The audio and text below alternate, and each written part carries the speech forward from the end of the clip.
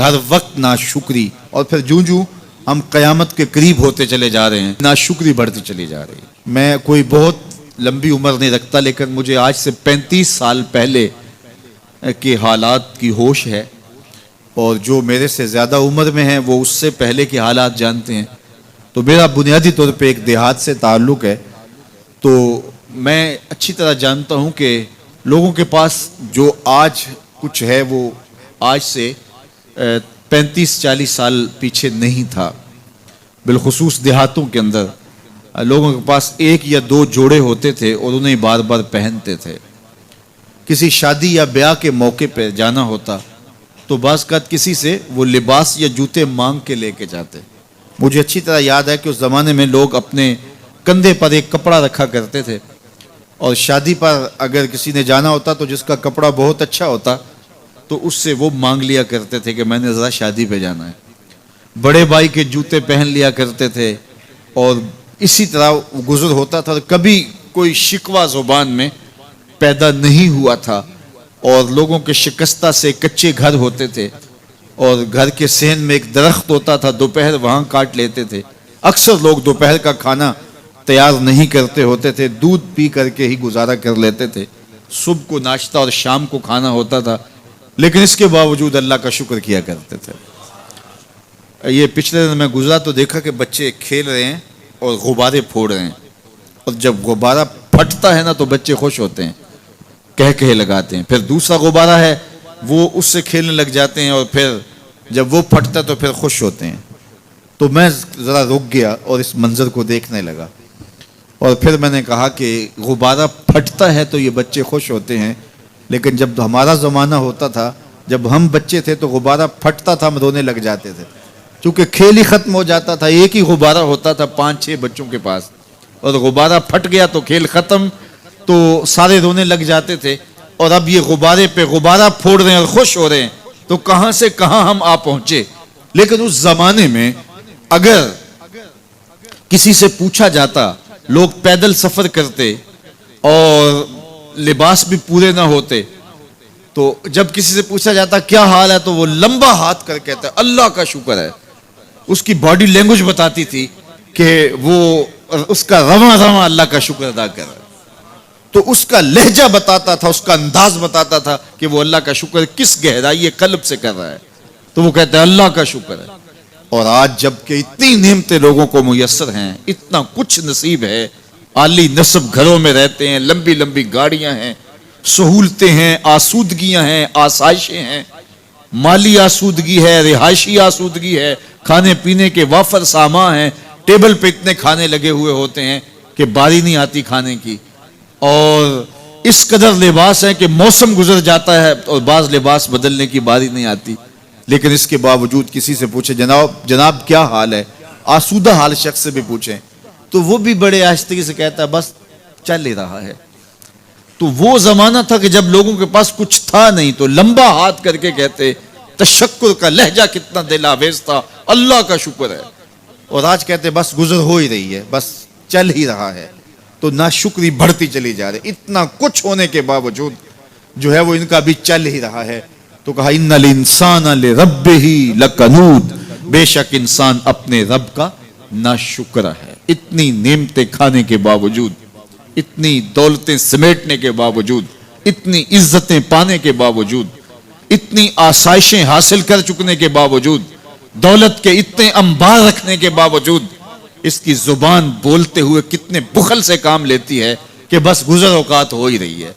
اور میاں تیرے رب نے تجھے اتنا کچھ دیا، یہ دولتیں، یہ دولتوں کے انبار، یہ آسودگیاں، یہ بہاریں، یہ سب کچھ نہ ہوتا، تجھے زندگی بخش دی تھی، اس کا ہی شکر تیرے اوپر واجب تھا۔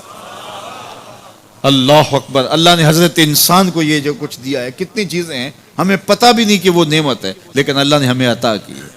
دنیا کا ایک امیر ترین شخص تھا اوناسس، تو اس کے یہ آنکھوں کے جو پپوٹے تھے یہ کام کرنا چھوڑ گئے۔ ہمیں کبھی اس کا احساس بھی نہیں ہوا کہ یہ کوئی نعمت ہے۔ آٹومیٹک سسٹم میرے رب نے لگایا ہے، ادھر تنکا اڑا ادھر آنکھ بند ہو گئی، لیکن اس کو مسئلہ کیا ہوا کہ یہ پٹھے اس کے ختم ہو گئے اور وہ اپنی مرضی سے آنکھیں نہیں بند کر سکتا تھا۔ ڈاکٹر سلوشن ٹیپ لگا کے آنکھیں کھول دیتا اور جب اس نے سونا ہوتا تو وہ بند کر دیتا. دنیا کے امیر ترین لوگوں میں سے ایک نام تھا. تو کسی نے اس سے پوچھا کہ تیری زندگی کی سب سے بڑی خواہش؟ اس نے کاش اپنی آنکھیں اپنی مرضی سے کھول سکوں. کہا اس کے لیے تجھے کوئی قیمت لگانی پڑے تو کتنے پیسے لگا سکتا ہے؟ کہا ساری دولت لگ جائے، کاش میں اپنی آنکھیں اپنی مرضی سے کھول سکوں. مجھے یہ بتائیے کہ حضرت انسان کو کیا کچھ نہیں اللہ نے دیا. یہ لعاب ہے نا، لعاب ہم روز تھوکتے ہیں، یہ مقدار سے کچھ کم ہو جائے تو بولنے میں دقت، نظام خراب. یہ جو لعاب ہمارے منہ میں آتا ہے جو ہم تھوک دیتے ہیں، یہ قدرتی گریس ہے جو بولنے میں مدد دیتی ہے، نظام انہضام کو ٹھیک رکھتی ہے. اور اگر یہ لعاب کم ہو جائے مقدار سے تو نظم خراب ہو جائے. اللہ اکبر. تو ہم نے کبھی سوچا کہ یہ بھی نعمتیں ہیں؟ باقی روشن آنکھیں، چمکتا چہرہ اور زور آور ہاتھ، چوڑی چھاتی، دھڑکتا دل، اور کہتے ہیں اس دماغ کا اگر کمپیوٹر تیار کیا جائے تو نیو یارک شہر سے بڑا ایک بکریاں چرانے والے شخص کے دماغ کا کمپیوٹر بنے. یہ حضرت انسان کو اللہ نے اتنا کچھ دیا ہے، اور پھر اس کو نعمتیں دی، عزتیں دی، جائیدادیں، زمینیں، لمبی لمبی گاڑیاں، عالی نسب پلازے، کتنا کچھ دیا. پھر خوبصورت اولادیں دی، کیا تسکین قلب کے لیے رکھا اس نے. تو اس کے باوجود بھی یہ کہہ رہا ہے بس چل رہا ہے، گزر اوقات ہو رہی ہے. ان الانسان لربہ لکنود. انسان اپنے رب کا کتنا ناشکرا ہے. اس نے کیا کچھ اسے عطا کیا، کیا کچھ عطا کیا، لیکن یہ شکر کا کلمہ بھی نہیں بولتا، بخل سے کام لیتا ہے. تو کہا یہ ناشکرا ہے، اور اس پر کوئی خارج سے دلیل لانے کی ضرورت بھی نہیں ہے. وَإِنَّهُ عَلَىٰ ذَلِكَ لَشَهِيدٌ. اور یہ خود اس پہ گواہ ہے. ذرا اپنے اندر اتر کے دیکھے تو یہ کتنا بخل کرتا ہے شکر ادا کرنے میں، اسے خود سمجھ آ جائے گی. وَإِنَّهُ لِحُبِّ الْخَيْرِ لَشَدِيدٌ. اور اس کی ایک خصلت یہ ہے کہ یہ دولت کی محبت میں بڑا سخت ہے. دولت کی محبت یہ بہت زیادہ اپنے سینے میں پال چکا ہے، اور یہ دولت اس کی محبوبہ بن گئی ہے. دولت تو اس کی ضرورت ہونی چاہیے تھی، لیکن اس نے اس کو اپنی محبوبہ بنا لیا. وَإِنَّهُ لِحُبِّ الْخَيْرِ لَشَدِيدٌ.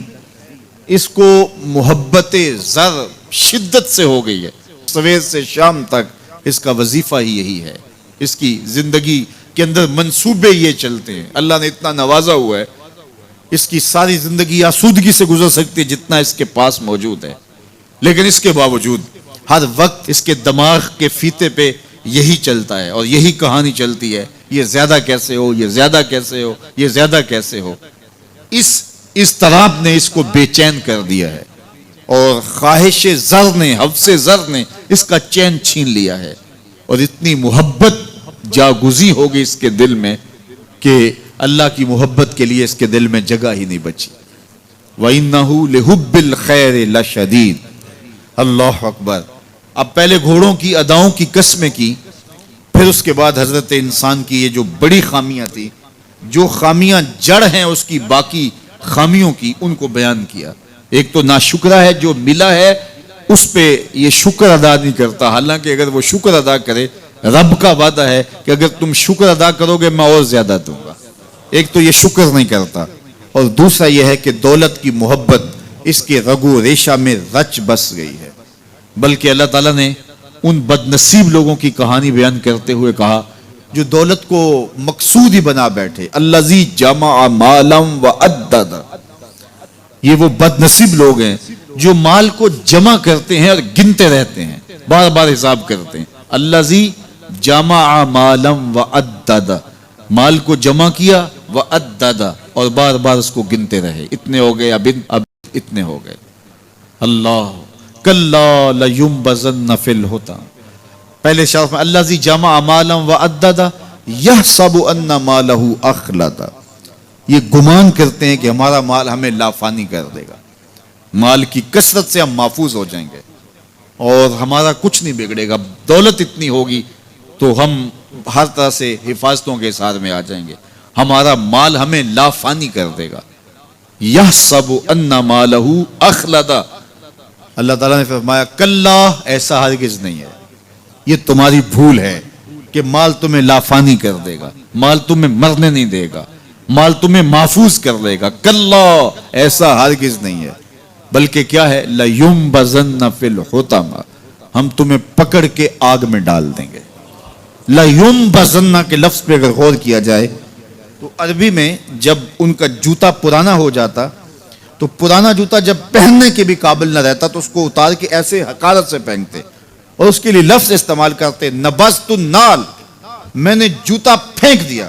وہ جوتا جو پاؤں میں ڈالنے کے بھی قابل نہ رہے اور اتنا پرانا ہو جائے کہ اس کو اب جو ہے وہ مزید مرمت بھی نہ کروانا ممکن ہو، تو اس کو پھر پھینکا جاتا ہے اور پھر اس کو وہ حقارت سے پھینکتے ہیں اور وہ جوتا چلتے ہوئے تنگ کرتا ہے تو پھر اس کو اتار کے حقارت سے رب پھینک دیتے ہیں. تو اس کے لیے لفظ بولتے ہیں نبذت النال، میں نے جوتا پھینک دیا. حقارت سے پھینکنے کو نبض کہتے ہیں، اور یہی لفظ اللہ تعالیٰ جل شانہ نے فرمایا کلا لَيُنبَذَنَّ فِي الْحُطَمَةِ، اے اہل عرب، جس طرح تم جوتا پرانا حقارت سے پھینکتے ہو، ہم حقارت سے تمہیں آگ میں ڈال دیں گے. کلا لَيُنبَذَنَّ فِي الْحُطَمَةِ، یہ ان مالداروں کی کہانی ہے جنہوں نے مال کو اپنا معبود بنا لیا، مال کو اپنا مقصود بنا لیا. مال مال مال، ہر قدر پامال کر دی، ہر قدر کی قربانی دے دی مال کے بدلے، اور مال ہی ان کا مقصود بن گیا، اور یہ سمجھے کہ یہ مال جو ہے وہ ان کو لافانی کر دے گا، ان کو مرنے نہیں دے گا، ان کے لیے حفاظتی حصار بن جائے گا.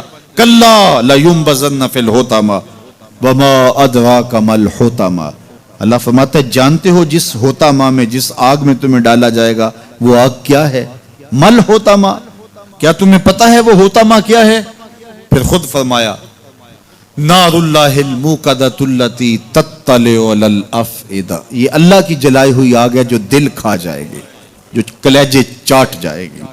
تو حب زر، یہ حب دولت اور حب دنیا، یہ تمام برائیوں کی جڑ ہے.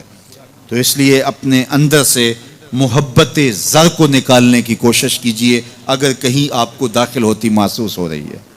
اور حب دولت کو نکالنے کے لیے زکوٰۃ، صدقات، اسلام نے ہمیں یہ نظم دیا.